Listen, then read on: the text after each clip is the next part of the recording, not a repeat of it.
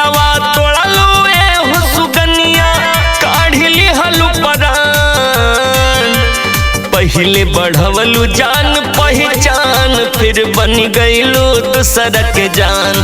पहले बढ़वलू जान पहचान फिर बन गईलू दूसरा के जान।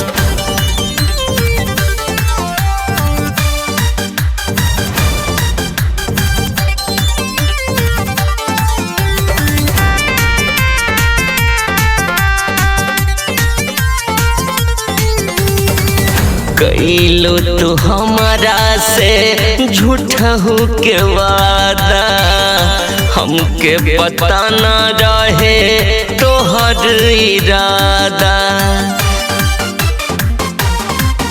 कैलो तो हमारा से झूठा हो के वादा, हमके पता न रहे तोहर इरादा।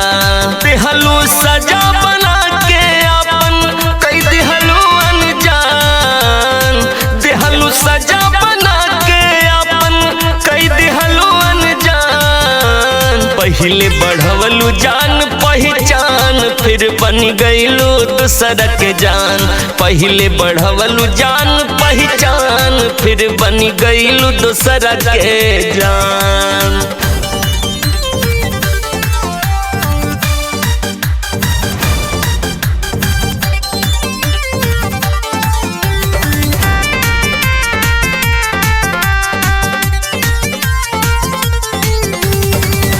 तोहरा बिना अब जी नहीं पाइब, खाके जहरिया हम मर जाइब। तोहरा बिना अब जी नहीं पाइब, खाके जहरिया हम मर जाइब। राजेश यादव गणेश के दिल का दिहलू सुनसान। राजेश यादव गणेश के दिल का दिहलू सुनसान। पहले बढ़वलू जान पहचान फिर बन गईलू दूसरा के जान। पहले बढ़वलू जान पहचान फिर बन गईलू दूसरा के जान।